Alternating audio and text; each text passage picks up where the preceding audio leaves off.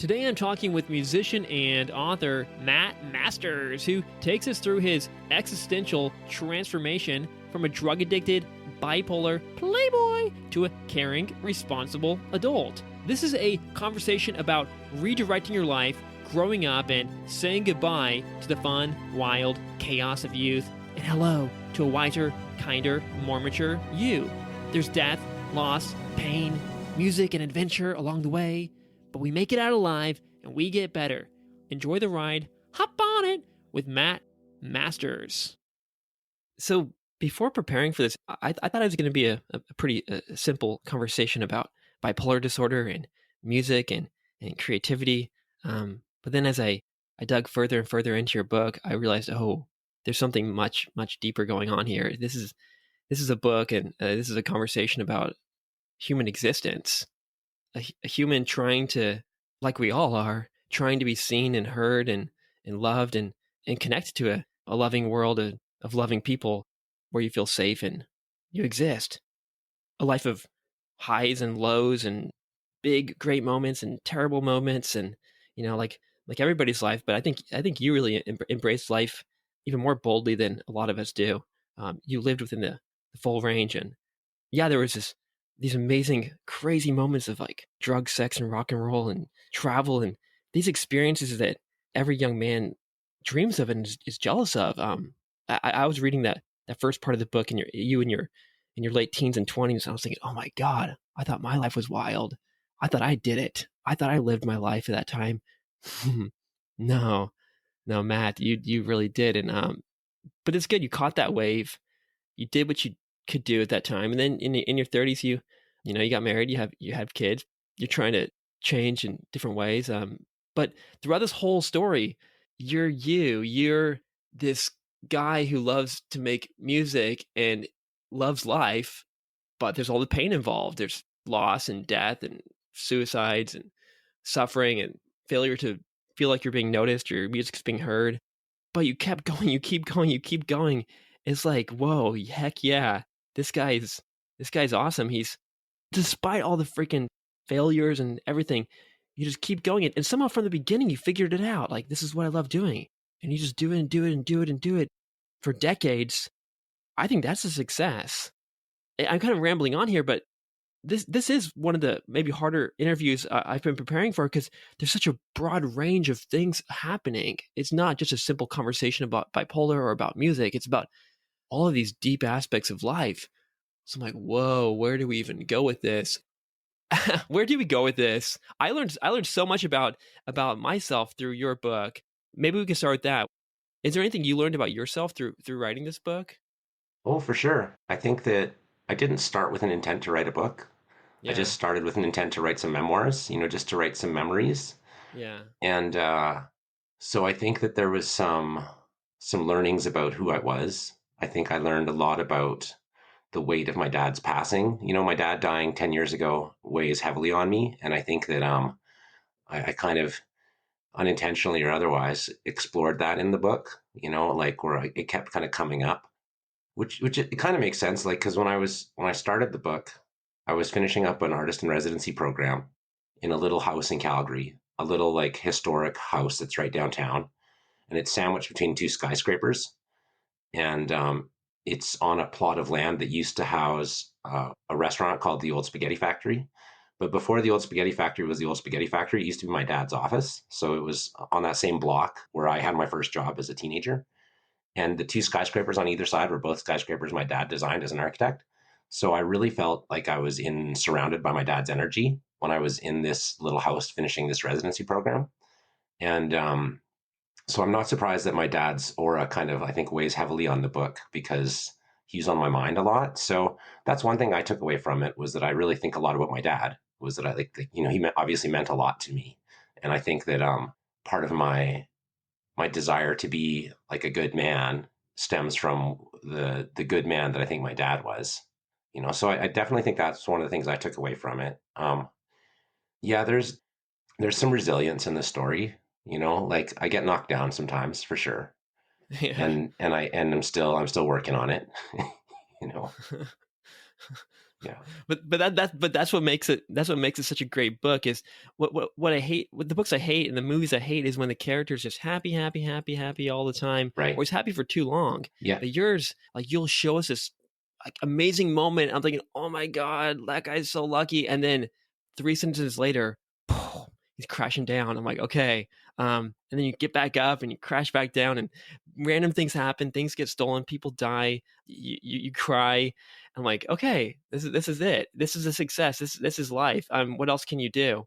So I was very impressed by that. And there's something about reading someone else's story that sort of, I mean, anyone can read the story and see themselves in it, but I really saw myself and thought, oh, crap, I've got these same things. What am I doing? Um, Interesting. yeah, yeah. I mean, for example, yeah, I was in high school. I was not popular with girls. I didn't get the girls. That's a common story. And then I went buck wild in my 20s. I didn't take all the drugs that you took, but yeah, I did drink a lot. I'm in Japan, so cannabis is not legal here. So, but had I been in the U.S., perhaps I would have been smoking a lot. Traveling, and I feel like I wasn't seen or heard, and I just kept screaming out and screaming out for that. But now I found a podcast to kind of do this with. Maybe that's my version of music for now. But it's so great that you had music this whole time. At least, like, what would it have been like had there not been that music during this whole journey? Yeah, I mean, it's definitely been a big part of my daily life since I was a teenager. I got my first guitar at 15, and by the time I was 18, I was hanging out with a community of friends who music was kind of our social glue. We all played in bands, and like kind of music helped us kind of self-identify.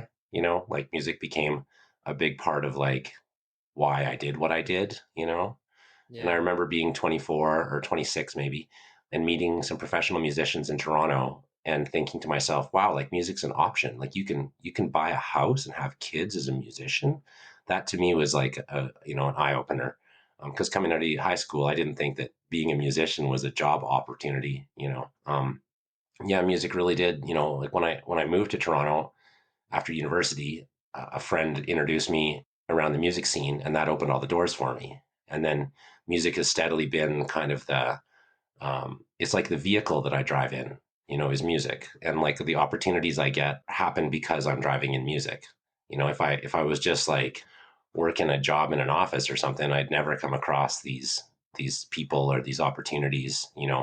Joining a band or getting a chance to go on a tour, traveling to some of the parts of the world that I've been to totally yeah, came from music. So it's definitely been like, I met a family the other day, and they were mountain bikers, and they said all our family's money comes from bikes, and they had a company and stuff, and I was like, yeah, all my family's money comes from music, and that's not just our money, but like our kind of our purpose and stuff is often a net result of having a life in music. yeah.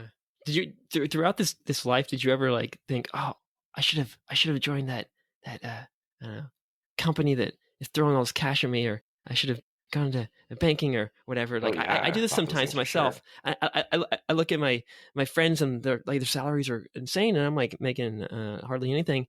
But I don't know. I think this is the way to go to do the art, to live your life. But yeah, There's balance did you ever there, kind of right? question that? Like when I was 19 and I moved to Vancouver and I turned down a corporate job in Calgary that if I'd kept, I would have been wealthy by the time I was 21, Yeah, but instead I came back from Vancouver with a newfound passion for wanting to be a musician.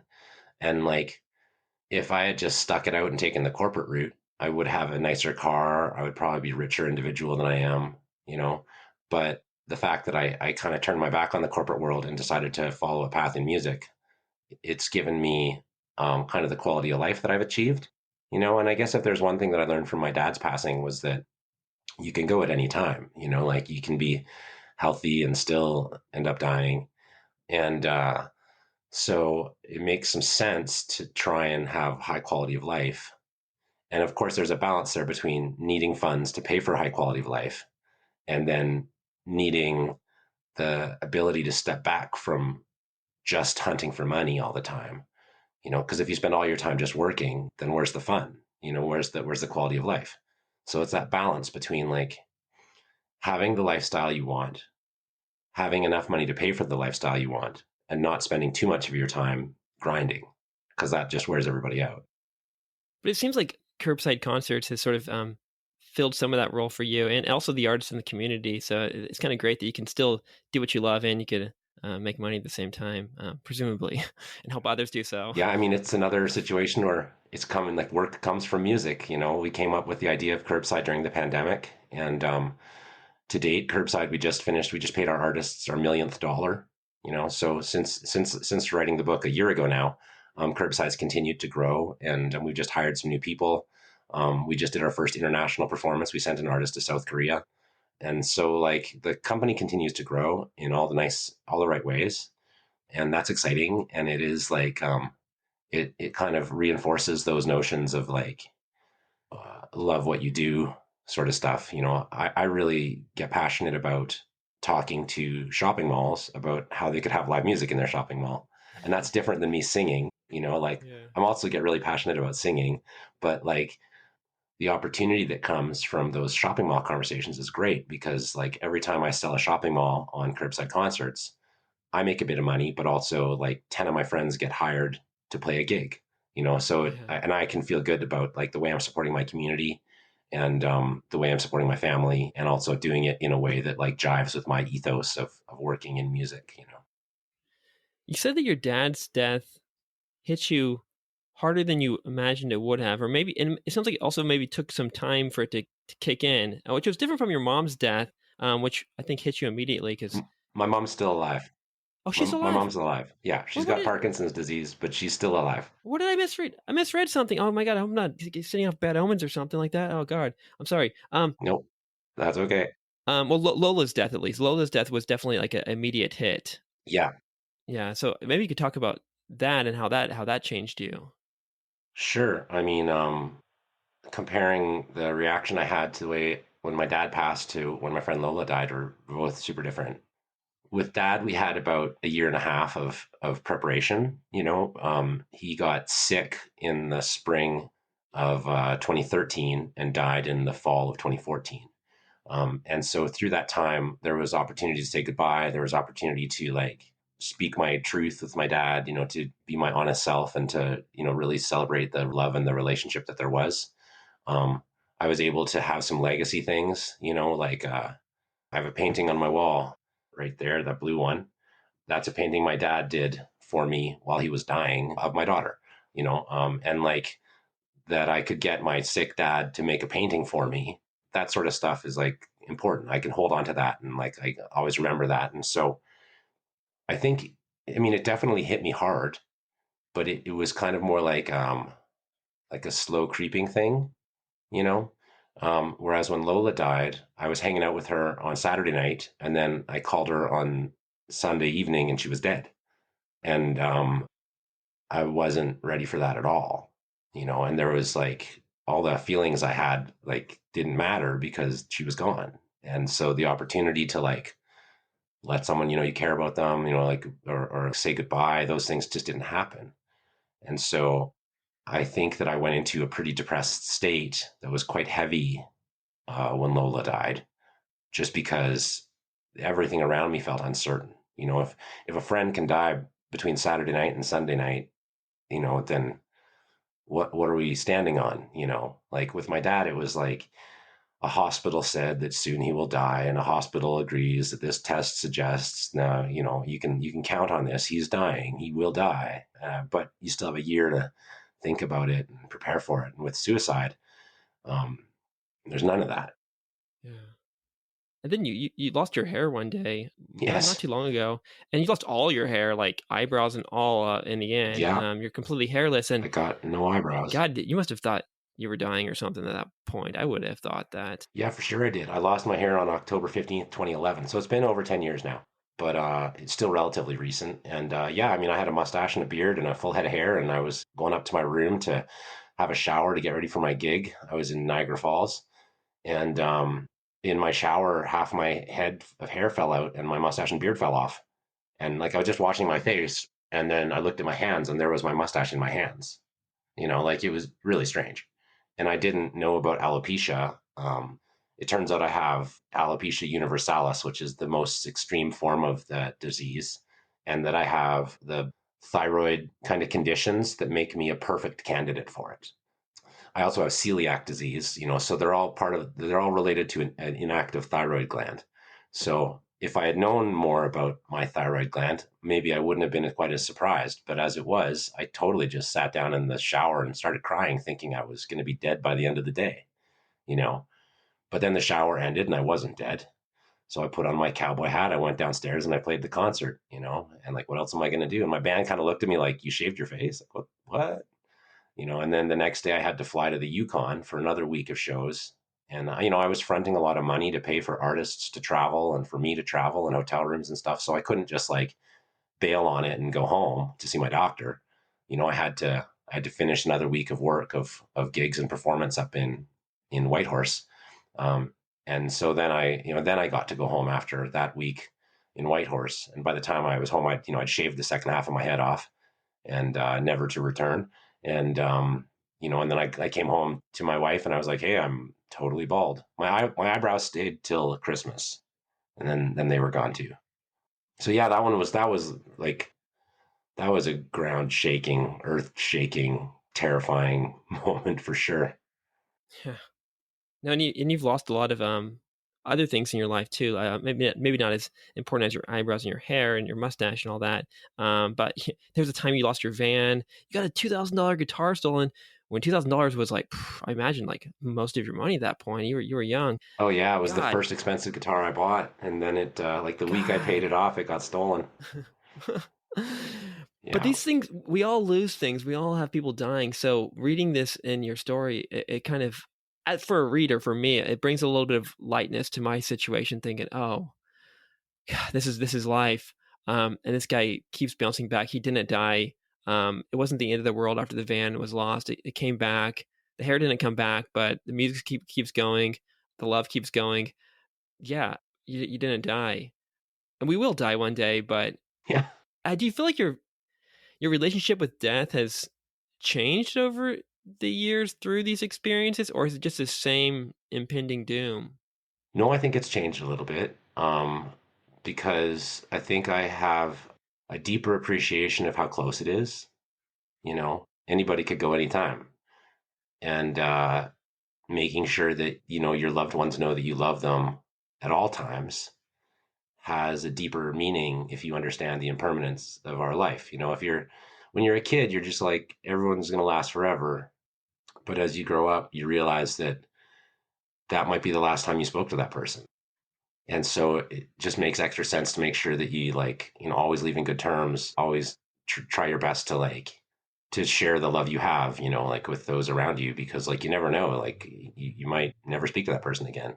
So I think that appreciation of the impermanence of life has changed the way I think about things, Yeah. because like, I think we're all really fragile.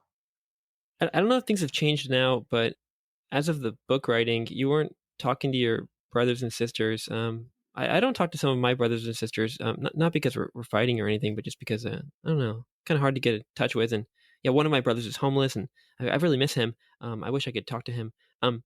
Is there anything you miss about your brothers and sisters? And maybe you do talk now. What would have to be the case, or and what kind of possible world would it make it so that you guys kind of reconnect and can be together again? Good question. I think that for me, like I'm still connected with my siblings, but like my brother in Australia, I talk to the least. Granted, he lives in Australia, and then my brother who lives in Canmore, we send each other text messages. He doesn't come to visit very often, and I don't go to visit him very often. My sister's in Calgary, and so she's the one I kind of talk to the most. But truthfully, it's still mostly text messages. Like we don't get on the phone and talk for an hour, and like we don't really go over to each other's house very often. Maybe once or twice a year. So there's no big issues between me and my siblings at present.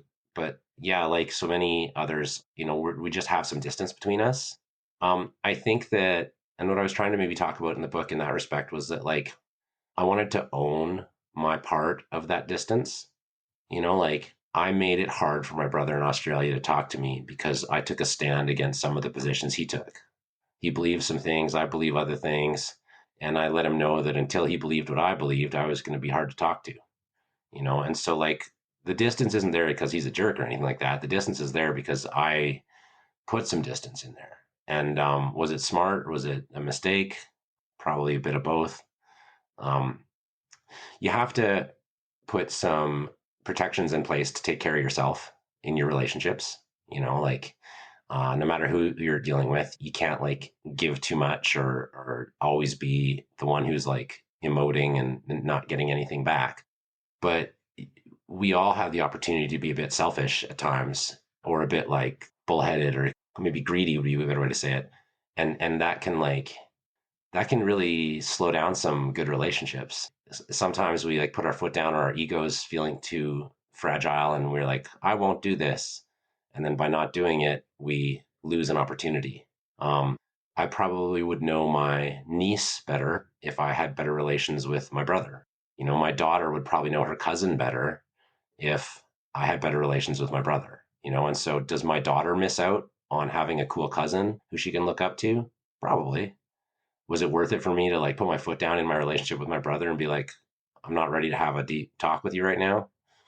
Kind of feel like I had to, but could I have maybe just sucked it up? Probably. You know, like there's consequences for our actions, no matter what they are. You know, like there's always a consequence, and like you know the way I acted when he was visiting, the way I acted when he was away, those things impact the way he engages with me, or the way his wife engages with me, or the way their daughter engages with me.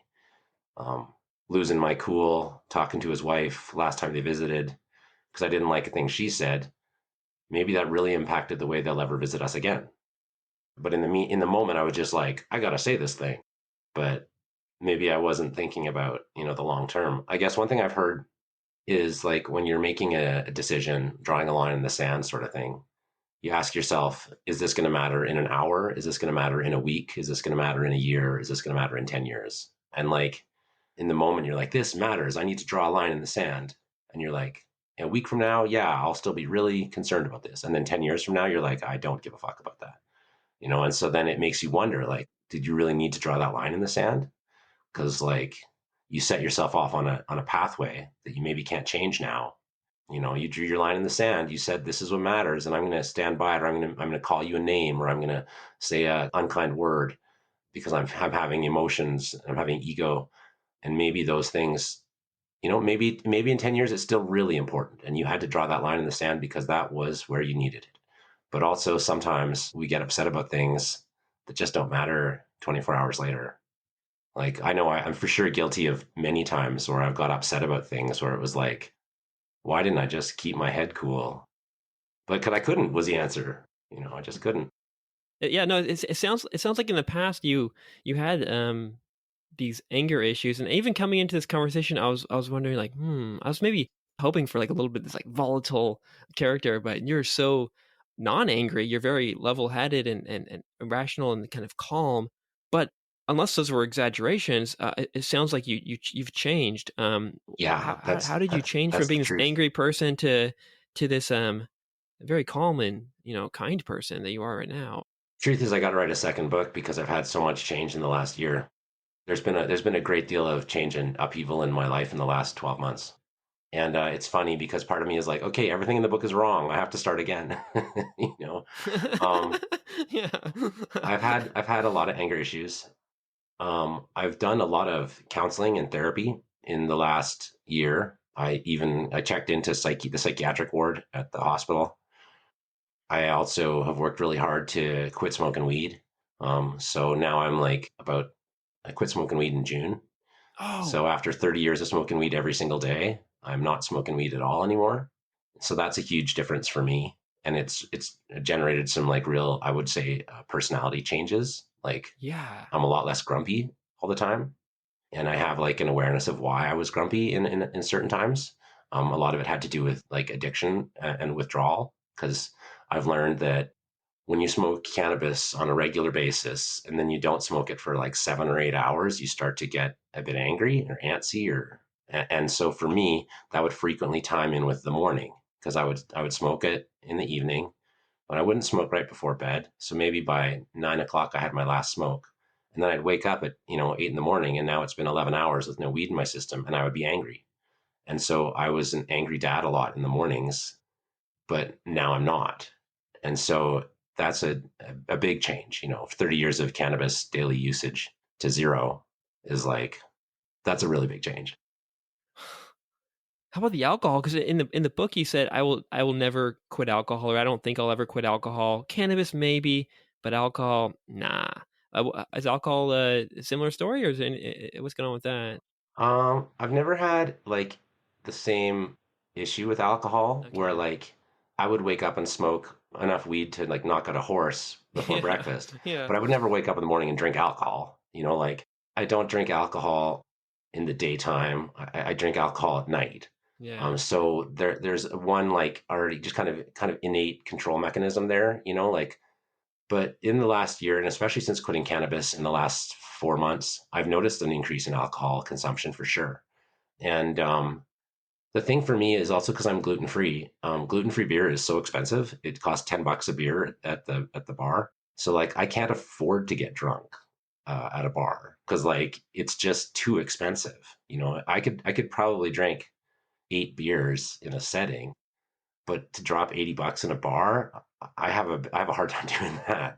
So there's this like financial reality that prohibits me from abusing alcohol too much, you know. Yeah. And so I'll go a number of days without drinking, and then I'll have 4 beers, or I'll go to a show. I went to a show last night and I had some drinks. Um, I'll play a show and someone will buy me a drink, so I have pretty regular alcohol consumption in my life, but my alcohol consumption has always been managed.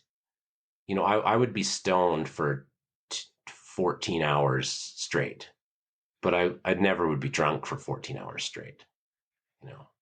So, yeah, but I think that writing the book kind of helped me see how much cannabis I used. Like it helped me see that like in my life I've done a lot of drugs. I have drunk a lot of beer, and I've been wasted. Like I've been falling down wasted. And I kind of talked a bit about it, but like when I turned 30, about in Texas, I was down there and I had this kind of eye-opening moment where I had been doing some pills and drinking some booze that night, and I woke up with like a real blank, no memory of the night before, and it kind of scared me, and I was like, I got to be more self-respectful, because if I don't respect myself, I'm going to just end up dead. Like I'll do something while I'm obliterated, and have terrible consequences. And so I think there was a moment there at 30 where I was like, it's time to clean up your act. And maybe what that meant for me was less recreational drugs, like less experimental drugs, and then just sticking to cannabis, and then less like blackout drinking. Because I was still like, well, back then I was still, I didn't know I was gluten free. So I was just crushing regular beers all the time, because that was a lot easier to do, a lot cheaper too.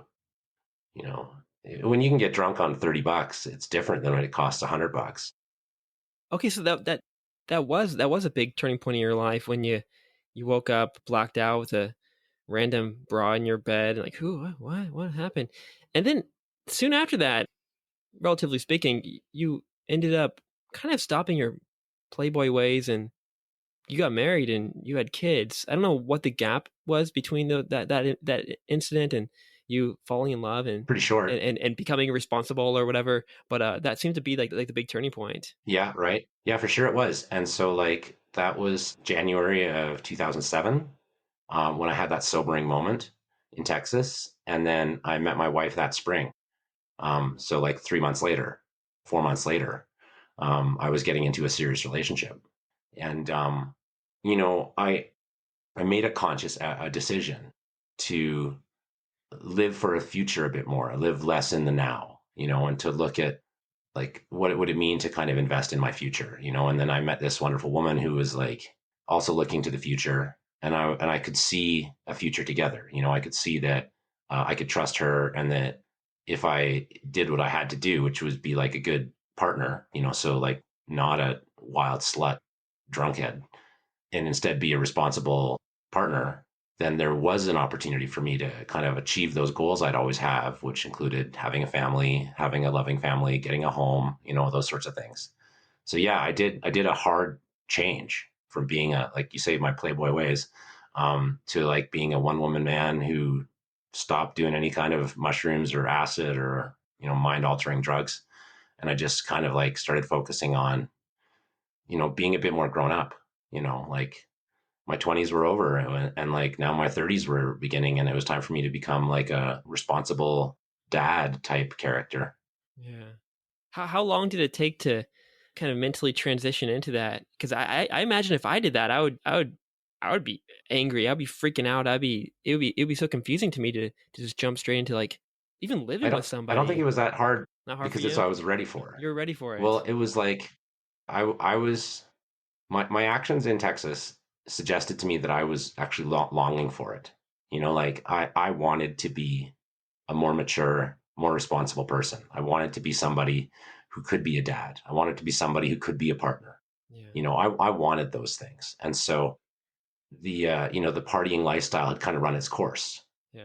There's things I miss about it for sure. Like I spend my time at home with kids now, instead of spending my time out watching rock and roll bands, and like I went out last night to see a friend and we went and saw a show. And I got there just before the show started and all the musicians were kind of hanging about, eating some food, having some beers. And I was like, that looks like a pretty good hang. And I realized that none of those people had kids. All those people were just like, hanging, having a cool musician hang on a Monday night. And yeah, I was there too, but I was just kind of a visitor for the night. They go there every Monday because that's their gig. But yeah, those guys don't have kids. Like they're living a lifestyle that's different than the one I'm living now. And back in my 20s, I was hanging out in clubs, having cool hangouts, eating some food, drinking some beer, hanging with musicians, seeing what was up next, playing a show.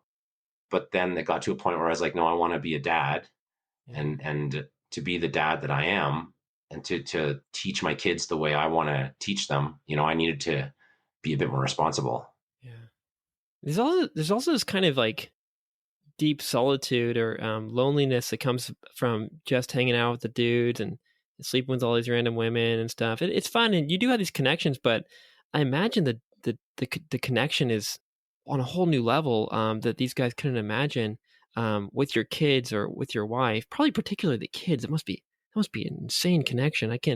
I would love to experience it someday.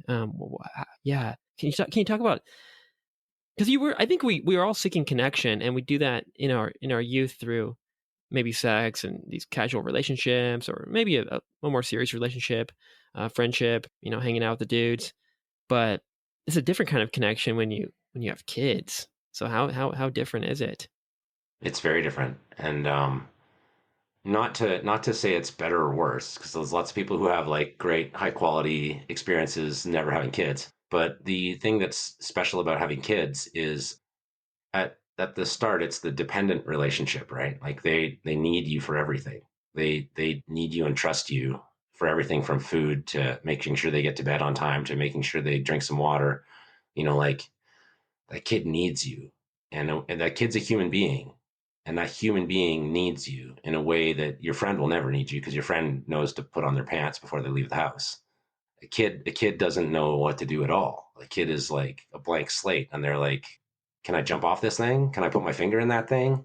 They don't know. And so there's this thing where you feel a different level of responsibility because you have a human being who needs to live and be well, and you have to guide them, as a team or as a partner, as a parent. So that's a big deal. And that dependency increases your innate sense of responsibility. Like before I came down here to chat with you, I made sure that my wife was going to pick up the boys from school, because I know at a certain time, an adult has to be present in front of this school so these two little boys can come home. Like there's just these things that change the way you think, because you're not just thinking about yourself anymore. And so I've really grown from that. It was something I always longed for. I always wanted to be a dad. I wanted to be a role model. I wanted to be somebody who could teach something to someone. So it definitely has changed who I am and how I think about stuff. And then the kickback, of course, is like the love you get is bigger than anything else. Like I love my friends and my friends love me, but my friends rarely feel inclined to crawl up into my lap and hug me just because. Whereas my kid, he'll just come over and give me a hug because he's a kid. And that level of connection is so special. And it's there in every parent child relationship. Well, I mean, maybe not everyone, but the ability, the opportunity is there. You know, a kid will love you unconditionally, because they know that you're their parent, even if sometimes you're grumpy or sometimes you give them a punishment or sometimes you do whatever. Um, when that kid comes to you and is like kind of flops on you or holds your hand or something like that, there's no ego in between you and the kid. There's just like there's love. And it's the specialist thing, like I walk my boys to school in the morning and they both hold my hands, and it's so fulfilling. And their hands are so different. One of them has cold hands, one of them has warm hands. One of them like just gently holds my hand. The other one is tugging and pulling at it in every single direction. They're totally different experiences. But in both hands, I'm holding all this trust that this little person feels to me, knowing that dad is going to get me to school. And I feel proud of that. I feel honored by that. I feel like my dad and my grandpa would look at me and smile when they saw that. Like I feel like I'm honoring my traditions by doing that. And like I'm also helping teach my boys that it's cool for a dad to hold his little guy's hand as you walk somewhere, as you're going down the alleyway to school, you know. And I see that then reflected back to me. We went for a hike this weekend, my daughter and my two boys. And at different times, both my boys took my daughter's hand, and she's 12. And she's kind of She's like 12. most preteens. She's kind of ready to be done with her little brothers. She's a big kid.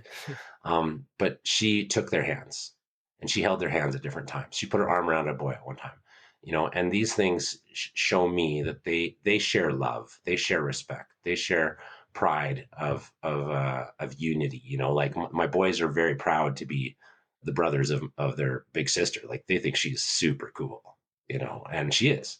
And like, it's cool to me to see that they have that bond. And I know that bond is developed in part because of my relationships with them, and my relationships with my boys are kind of derivative of the relationships I had with my parents. My parents taught me how to engage and interact with siblings, interact with themselves, interact with others.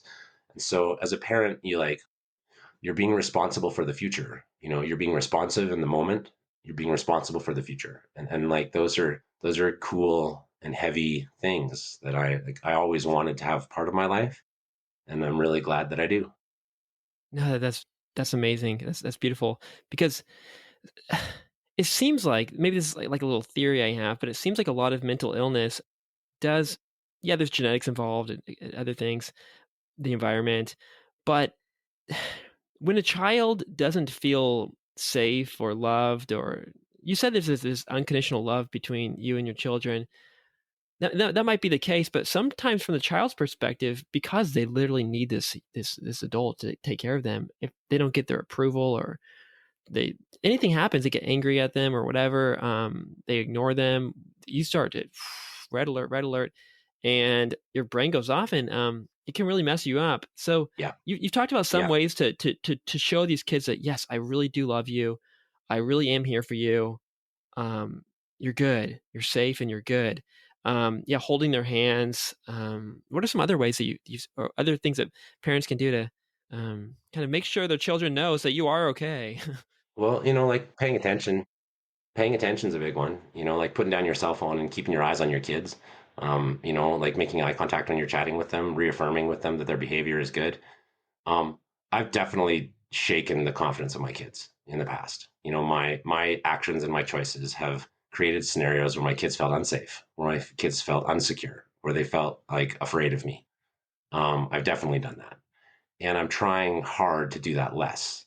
I'm trying hard to be more present and to be more mindful of how my reactions and emotions influence my kids, because I saw firsthand. And this year we've had some issues with one of our boys, and I really saw how his issues were kind of a derivative from my issues. Like I was having a hard time managing my emotions, so when he would get upset, I would get upset, And that would make it very hard for him to calm down because there was no stable place for him. There was just an upset dad in front of him. And whatever he did, I would get more upset. And so um, he couldn't calm down because there was no safe space to go. And there was like literally no physical safe space for him to go because I would follow him into his room and he'd say, leave me alone. And I wouldn't leave him alone, and those things can, like, very much like you say, create negative circuits for the kid. A parent can upset a kid in a lot of ways. You can do it by being angry, you can do it by being absent. Like, I realized that, like, with the amount of time I spent smoking weed sitting up front, I've actually missed a lot of kid moments, because I was absent, because they were like, hey dad, I want to show you something, and I was like, well, I'll be back in 5 minutes. And in those 5 minutes that I was gone outside smoking, my kid was like inside yearning for connection, inside just being like, where is my dad? How come my dad isn't here? I guess he doesn't think this is important. I guess I'm not important. That cycle is pretty easy to fall into. And so for me, nowadays, I'm trying really hard to, like, um, well, one, I'm not going out smoking. So when they say, dad, come and see this, I'm more able to say, yeah, I will come down and see your Lego, your drawing, your creation, your activity, and that's like, that's helping them for sure, for sure. Like, the more attentive I can be, the more in the moment I can be, the more honest I can be. All those things help my kid have, like, a better experience. Yeah. Yeah, so you've changed a lot. Um, but back, I'm not disappointed. I'm impressed, but also like, oh, I want to meet that wild 20-year-old I, Matt Masters I got to write too. a second book because there's been so much stuff going on. Like, it's literally, I finished that book and then my whole world went sideways. But maybe that's why your world went sideways is part of it, because writing is sort of this process that does sort of show you yourself. Even reading, like I said, I read your book and that showed me myself in some ways, but writing your own book must have been even more psychedelic. Maybe it freed me up a little bit. Yeah. Maybe it freed me up because I was like, I've put this stuff down. I've lived this experience. I've acknowledged this experience, right or wrong, whether I was good or I was bad. I've done these things, and now I've admitted to them. Now I've admitted them to the whole world, Yeah. and now I can kind of focus on what's really going on. Like, yeah. I don't want to get into all the stuff of this last year because I want to focus on the book itself. Yeah, yeah. Okay, yeah, yeah. Save it for the book. Don't, because once, yeah, don't. Yeah. Okay, good. I won't ask about that. But cannabis did serve a big role in your life. I mean, you were smoking a lot of it daily for over 30 years. So there was a need for it. You did like it, but now you don't. Without getting into the new book, why do you think, what has changed in you to where you were even able to? Maybe you'd still desire it, but it seems like you don't need it as much.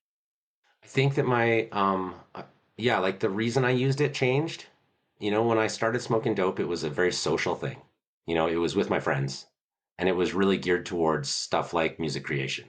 We would smoke joints and then play music, or we'd smoke joints and go hang out, or we'd be at a party smoking a joint. And eventually, over the years, it changed, and the access to it changed as well, right? Like, it used to be hard to find, and then it became easy to find. Yeah. And when it was hard to find, you would celebrate the moments that you found it with your friends and be like, hey, look what we got. We got weed. But as it became like a thing you could buy at the corner store, then it's like nobody cares if you have weed anymore. Like, no one brags like, oh, I got a bottle of wine in my house. It's not like, no one cares. No one cares about what groceries you have in your house or what cannabis you have in your house. Yeah. And then my social group changed. Whereas, like, most of the people I see on a regular basis are not smoking weed. If I see someone through curbside at a meeting, they're not smoking weed.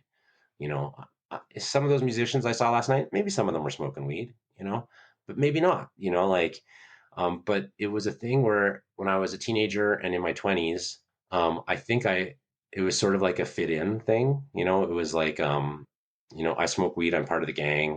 I'm cool. You can talk to me. I smoke weed. And it kind of gave me a status thing. And it also gave me a social benefit. But then as I aged and became more of a stay at home dad, who's like, I still might do 2 gigs a week, but that means I'm home 5 nights a week. Like, when I was in my 20s, I was out 6 nights a week. Um, I'm not out 6 nights a week. So I'm not like in that social setting where it's like, hey, let's go chat with this guy, chat with that girl. Now I'm by myself a lot more time. I spend a lot more time by myself. And so I was smoking dope by myself.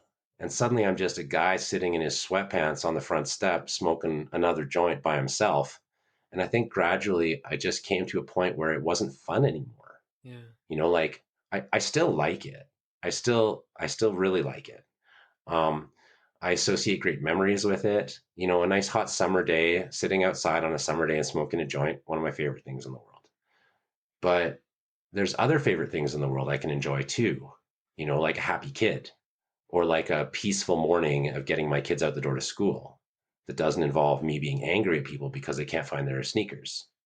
And so I think the counterweight, whereas before there was no consequence for smoking weed. But in the past, it was just like, just go get high. Like no one's going to think less of you. It's not going to inhibit my ability to do stuff. But then I started realizing like, well, like I can't legally drive a car with my kids in it if I'm stoned. Like I got kids to drive around. I want to drive them around. I don't want to be liable for arrest every time I take my kid to a play date.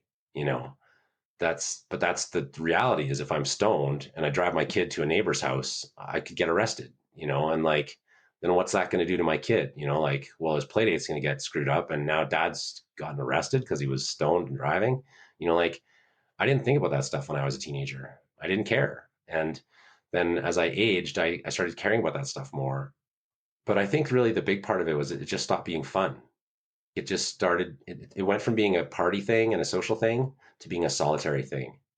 And then it was like, why am I sitting out here in the winter smoking a joint by myself at all? It's 10:30 on a Tuesday morning. Like, can't I just be working? And like I can't help but wonder if some of my feelings of like non-recognition or not getting quite as far as I'd hoped or not achieving the goals I quite had set out has something to do with being an addict for 30 years. Like, did all that time smoking prevent me from spending that time working? And maybe those are steps, that time of grinding at home would have maybe allowed me to open more doors because I wasn't sitting out on the front step stoned all the time. Like, of course it does. If I'm smoking 7 joints a day, let's say generously it's 5 minutes each, it's more likely 10 minutes, but that's like half an hour to an hour of time I'm spending sitting outside. Then you add the time of rolling and the time of whatever, suddenly I'm losing like what, an eighth of my workday to weed. And if I had had that extra 1/8 of a day, or maybe it's a quarter of a day, because I maybe get high and do stuff instead of just straight back to work. If I had worked harder an extra quarter of the day every day for 30 years, might I have achieved some of those goals that I feel like I missed on? Yeah, of course I would have. But I was totally stoned sitting outside the whole time. So like part of me, I think, was just like, okay, I've done it. Like I've been high. Like I've tried it. I like it. But I also want to retire and I want to be able to, leave my kids with something when I die. I don't just want to be a stoned dad wearing sweatpants walking around Calgary. Your book's called Manic Memoir, and you apparently wrote it during a manic episode. Yet it seems like you tell me though. Bipolar disorder is a very serious thing, but it doesn't seem to be a huge part of your identity. But maybe it is, and it seems you took the diagnosis pretty well. You took the medications, and you kind of just got on with your life. But I might be really reading into this. Like I have a brother who with it, and if I even use the word, he'll like hang up on the phone. He'll hang up and he'll get angry. So I don't even talk about it with him, and so I'm kind of scared to even talk about it with you. But yeah, what is your relationship with or thoughts on bipolar disorder? Yeah, I'm happy to talk about it. So I never had really heard of it. And then about 4 years ago, I got diagnosed with it. And I was surprised because I didn't think of myself as a mentally ill person. Um, but I saw in the diagnosis a lot of answers for behaviors I had. There were things I could see that I was like, okay, this actually really describes me well. Like I do this, I do that, I do this, I do that. And so I really embraced the diagnosis because I was like, I was struggling with a lot of things, a lot of uncertainty, a lot of sadness and anger. And maybe this bipolar diagnosis would give me a pathway to get away from that stuff, recognizing that it's a serious and lifelong disease. But to that point, I was like kind of lost on my own and suffering. So maybe the diagnosis and the ensuing medicines might help me find some stability. So yeah, I embraced the diagnosis. And one of the interesting things that's happened to me since then is I've been diagnosed again by another doctor who tells me I don't have bipolar. So I'm really not sure where I'm at right now. Like 4 years ago, I was diagnosed. This year, I did 6 months of psychiatric evaluation, and the psychiatrist was like, I don't think you have bipolar. So I just don't know. Maybe I don't have bipolar, and maybe like this whole book is wrong. Like that's one of the things that I'm like, oh, because like as I understood it, I was totally having a manic episode.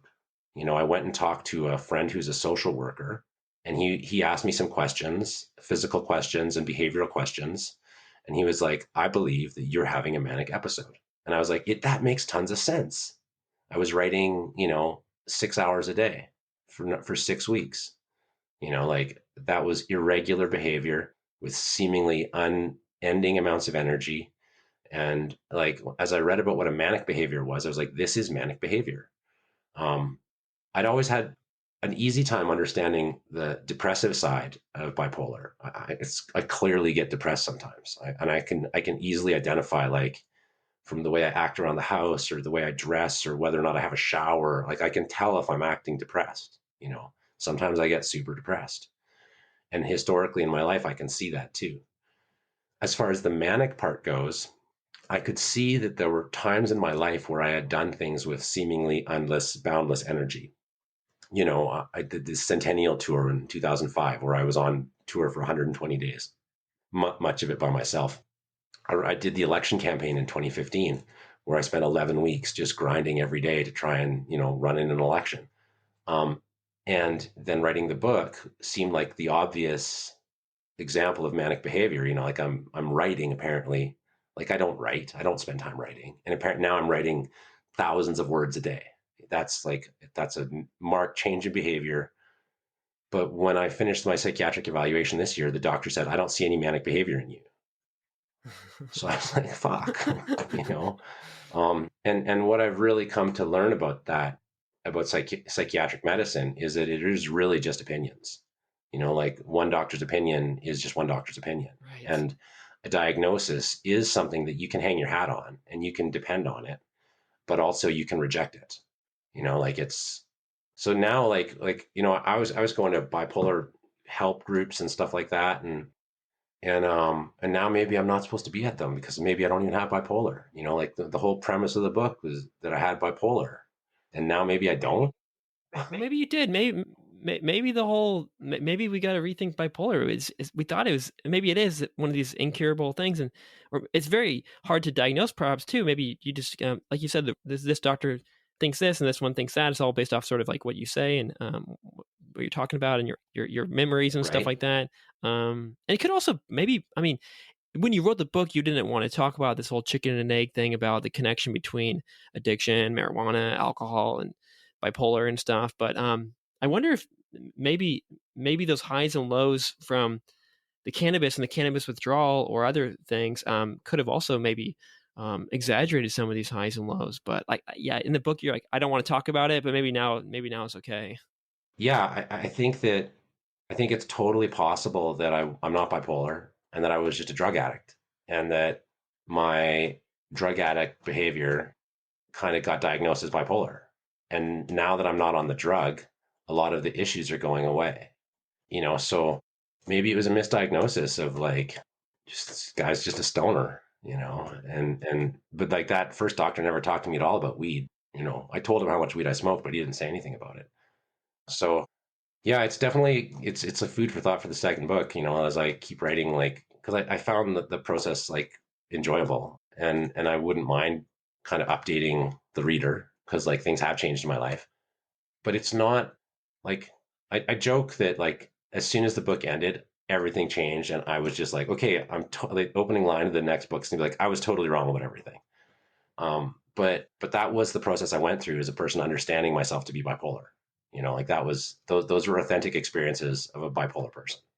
And now maybe I'm not a bipolar person, and maybe I was just fucking wrong about everything.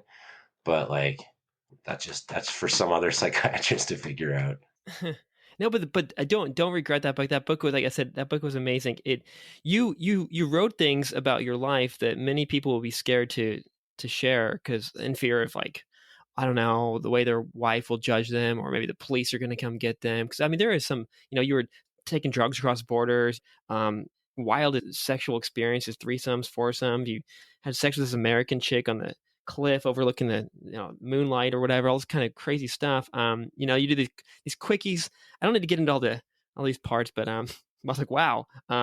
You'd sneak out during your lunch and coordinate with the bagel shop girl, and you both would get stoned and have fun and go back to work, and it's just like this wild time. And I'm like, ooh, do you want to admit all these things? So I was impressed. I was like, oh, well, maybe I should be more honest with my wild adventures. But it's scary. And I think through that, just like unedited, like, boom, I'm just gonna dump it all out.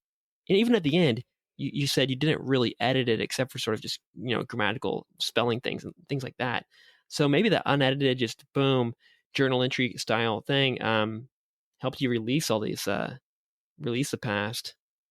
Yeah, I think so. I feel like there is a component of like that, like you're free from it once you've acknowledged it. Like if you can own up to your actions, then like they're not hanging over your head anymore. Um, and like sex, drugs, and rock and roll, man, nobody actually cares what anybody else. Nobody cares how many people I slept with. No one has any interest in that stuff at all. Like if you try to speak to somebody on the level about your sex life, you're gonna shut that person down. Nobody wants to hear that stuff. It's like talking about, no one wants to hear about your psychedelic trips. No one wants to hear about your sex. No one cares about your dreams. None of No, that crap. no, No.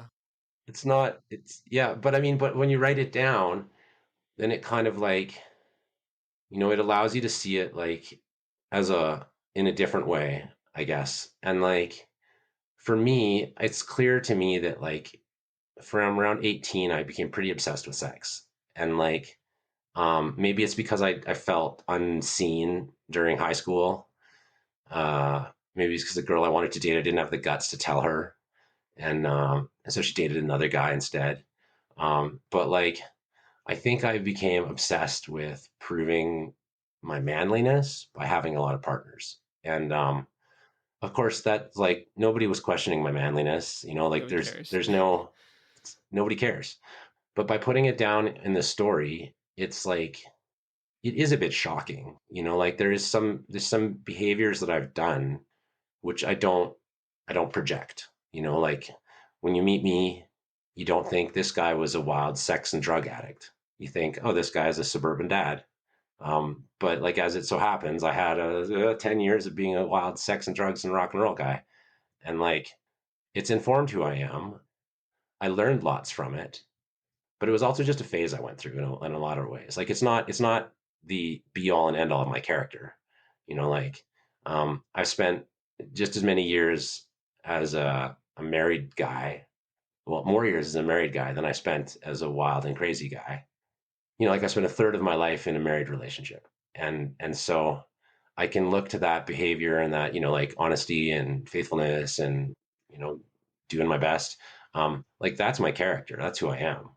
I just happen to have this like couple wild stories, it's about hotel rooms or whatever. And like, yeah, I don't know. It's like people all want to read it, but nobody wants to talk about it.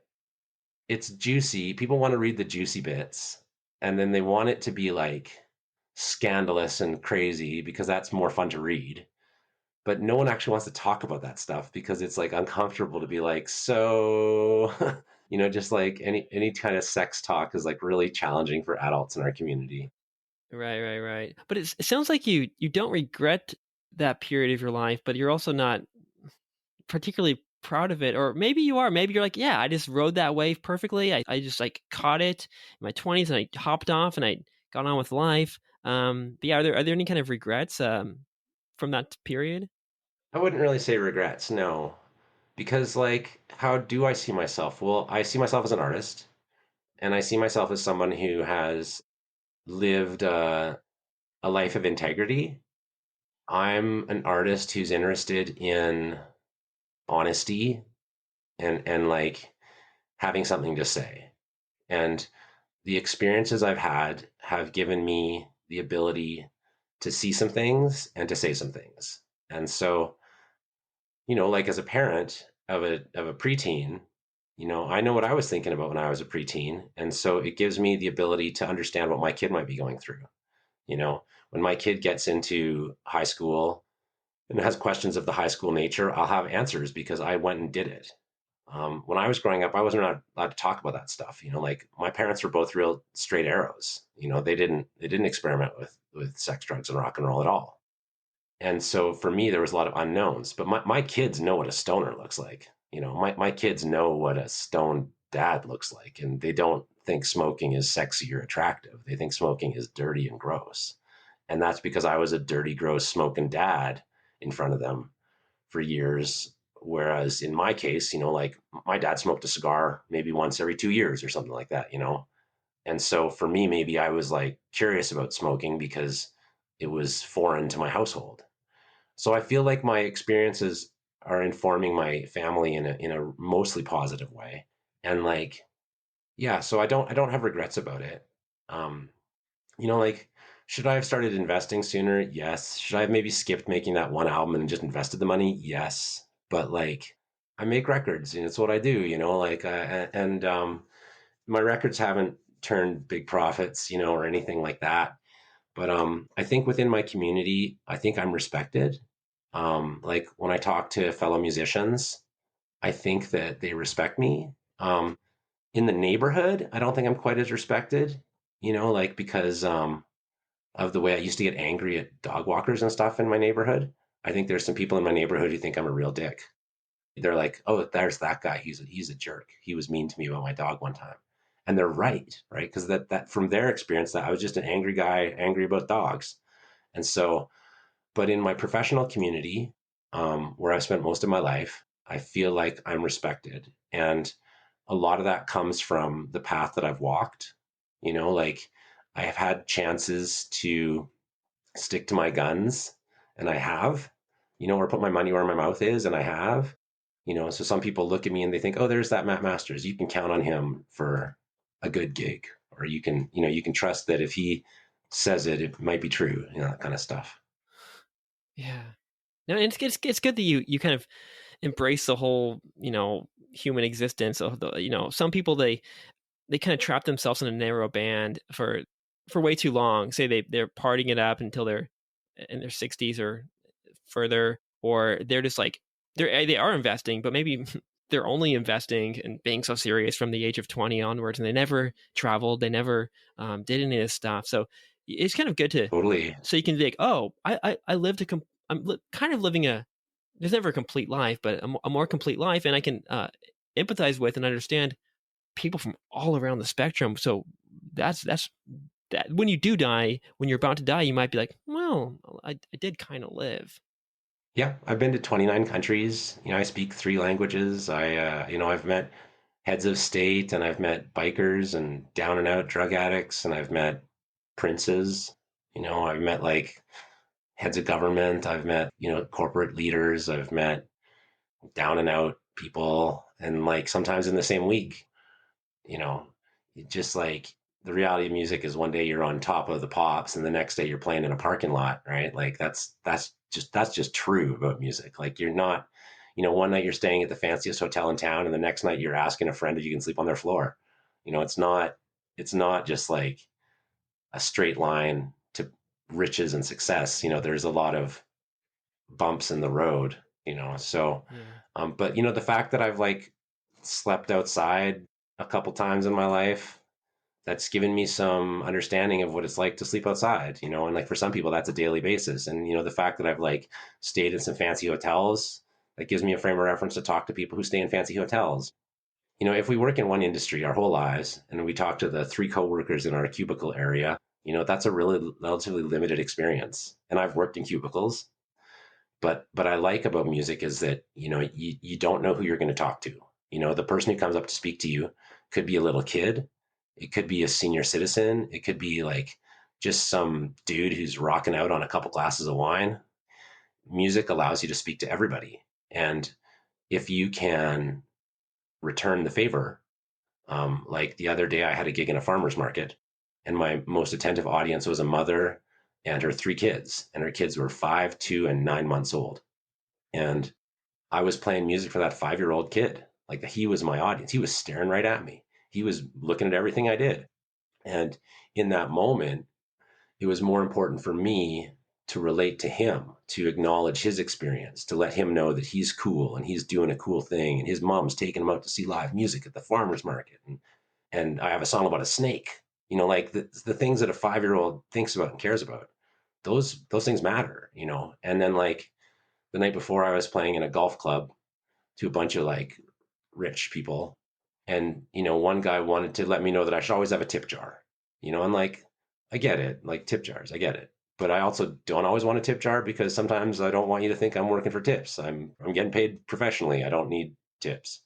Um, but that guy wanted to talk to me about tip jars, and like, that's cool. Like, I have the capacity to have that conversation with that guy and to acknowledge that, like, this old man, he's probably 75, he wanted to impart some wisdom on this young singer, and I have a space for that. Like, okay, like, I am ready to listen to you, and I will put out a tip jar so you can feel good about it. And like, for me as a musician, I think it's important, and me just as a person, I guess it's important. I want to be able to relate to you. I want to be able to relate to a stranger. I want to be able to relate to the next person I meet. I want to have a space for them. So I think the music has given me a good ability for that. And my background and my stories, have given me a chance to where I can talk the talk with a wealthy person, or I can talk the talk with a poor person, because I've experienced both. And I can talk the talk with like a sober person or a clean person because I've experienced both. And like, isn't that sort of what it's all about? Like, being a good human who can like hang out with the person next to you without judgment and some form of acceptance. And if you can make your neighbor feel safe and welcome, then you've kind of done a good job at living. Yeah. No, and now you're connected. Which is kind of what you always probably wanted to, what all of us want, to feel connected to our environment, to our world, to the people, to our community. Yeah, you want solitude, but you also need that. Solitude does seem to be, or at least it was, a big part of your life. It seems like you wanted to be alone, and has that changed, or yeah, what do you think about solitude? Well, solitude is like a really big thing, I think, because we all live with it. It's the steady state. Like, once you leave your parents' house, you're on your own. And especially once your parents die, there's no one to tell you what's true anymore. It's up to you to determine what's true. And so I think that I've seeked it out at times, and I've had some great experiences where I was able to be in solitude for months at a time. When I went to Spain in 2003, and I spent 2 months by myself in a farmhouse out of town, I barely spoke 5 words a day sometimes. It gave me a chance to reflect. It gave me a chance to write, gave me a chance to sing, And so I think in solitude, you can kind of figure out some of these, the questions that you have about yourself. But of course, too much solitude becomes loneliness, and loneliness is like the worst, because solitude is important so that you can find peace. But loneliness is like the worst because it's like, it's the opposite of peace. It's like, you're longing for something. You're in turmoil, but you're by yourself. So I've experienced both of them, and I really like solitude still. I like, just quietly going for a nap, which is like a quiet time where I can just kind of try to slow my thoughts down to the point of falling asleep. And that's a moment of solitude that I appreciate. And in the past, I've enjoyed many moments sitting on my front step smoking a joint by myself and just like thinking about stuff. But when no one wants to hang out with you and you're lonely, that's the worst, because then you feel rejected and you feel sad. And then, like, being by yourself is like the worst thing you need. I mean, I'm really trying these days to reach out to friends more, because one thing I've realized over the years of my addiction was that I lost a lot of friendships because I was just spending time stoned by myself. And if I had spent 5 minutes on the phone with a friend, I could have gotten out of that loneliness. I could have just called a friend. But so often I was like too afraid to call a friend, or like too worked up to call a friend, or I just would never have thought of it because I was like tripping on being lonely. So it's like there's a fine line there, but like solitude's really helpful. Loneliness is to be avoided. You've been to Europe many times. It seems like at least in your youth, you really loved it. What did you love about Europe in particular? And do you think your experience there would change now that you've changed? And are there other places that perhaps you might like more? Well, I mean, travel in all forms is one of the great things in the world. The delight of discovery is the best. It's one of those things that makes people happy, right? And yeah, I was fortunate to have traveling parents, and so I've been to Europe 6 or 7 times. And because I went when I was a kid, I think that I was enchanted by some of like the mystery, the buildings, the castles, things that I like. Being in Western Canada, no building is more than 100 years old. We don't have big stone buildings here. We just don't. So when I see a big stone fortress, I'm like, holy smokes, like knights in shining armor. It's the olden days, like a natural level of imagination kicks in because I have to try and fill the gap because like that doesn't exist where I live. So I think that like if I'd grown up on the East Coast where there's more stone buildings, I don't think I would have been quite as impacted by going to Europe. But because I grew up in Western Canada where we have very little built form that's more than 100 years old, I was really impacted by the architecture. And that created like an imagination thing for me, which was inspiring. I did my degree in European history. So, yeah, I've always been fascinated by Europe. I think that there's, such a multitude of cultures, and the food is good. The cars are nice. I find that people are pretty friendly too. And so all the reasons you'd want to be somewhere are there. There's good music. There's interesting fashions. The reasons to go to a place are there. But I would say the same thing about going to Mexico City or going to the Middle East, going to the South Pacific. Like no matter where you go, you're gonna if you're open to it, you're gonna find yourself in a new world. So like that's why I'm kind of never been a resort tourist. I'd rather kind of rough it on a backpack. But like I'd love to go to South America. I'd love to go to Central America. I'd love to go to Asia. I'd love there's no bad place to travel. Like all places to travel would be just as good as the next, pretty much. I mean, as long as you can eat there. For me, like food is a big part of being a celiac. Kind of limits where you can go. I went to New Orleans and I could barely eat any food there because everything was deep fried bread, and like it made it really hard to have a good time because I was hungry all the time. So I'm probably not going back to New Orleans too soon. I do want to touch on the creative process, creative expression. What is your process like, if you might share?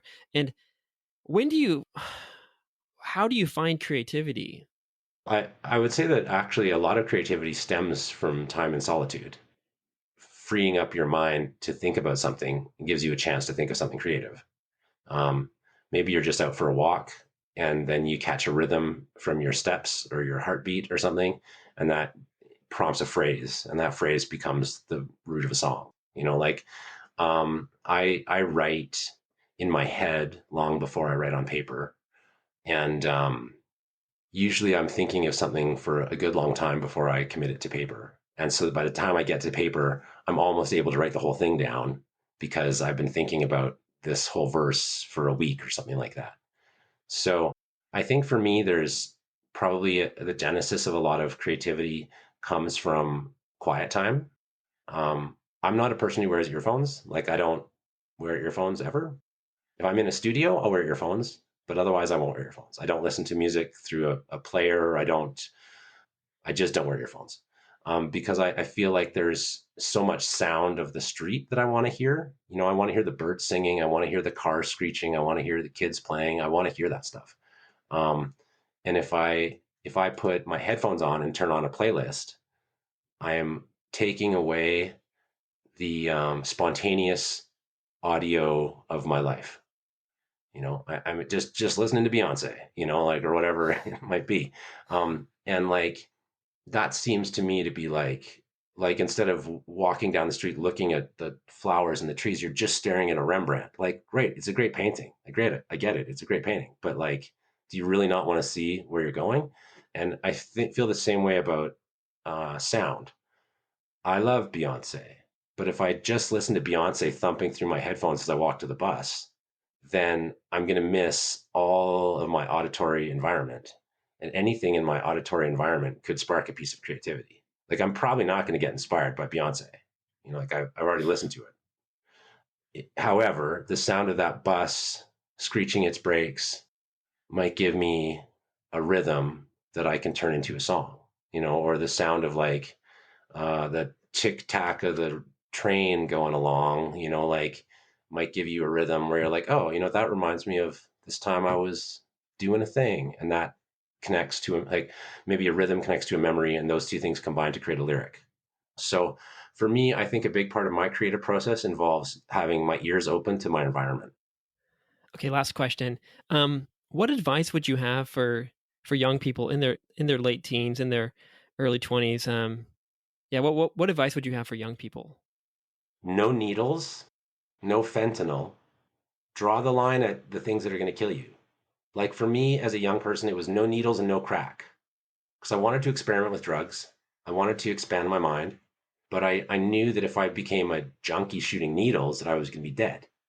And so, like, I never experimented with needles because that was one of the rules I gave myself. Some experimentation is fine, but don't risk your life, you know? So I would say that something along those lines of like, if you're a young person looking to get out there and explore the world, get out there and explore the world. You want to try things, try some things, but don't try things that could hurt you. Like, because the truth of the matter is, doing a bit of drugs is probably not going to hurt you, but like drunk driving a car, that is probably going to hurt you. Like there's some things that you shouldn't do, and like I did that. I used to drunk drive when I was a teenager, and like fucking incredible that I didn't hurt anybody. So it's like it's good to experiment, it's good to explore. I think you'll find a lot more about yourself if you are willing to push some of your boundaries and try some things and be uncomfortable and be the only person in the room who's like, you know, a lot of us who grow up in a homogenous culture might never get to a place where they're the only person in the room who speaks their language. Travel to a place where nobody speaks your language, and then you're forced to like, how do you do a sound check if everyone's speaking Arabic? I don't speak Arabic. But I have to tell the sound man I need more guitar in my monitor. Like if you have that experience, you're going to be more comfortable problem solving down the road. So like it's good to get out of your comfort zone. And maybe that for some people that means leaving the country, for some people that means leaving their house. But like those sorts of tests are the things that help you grow the most.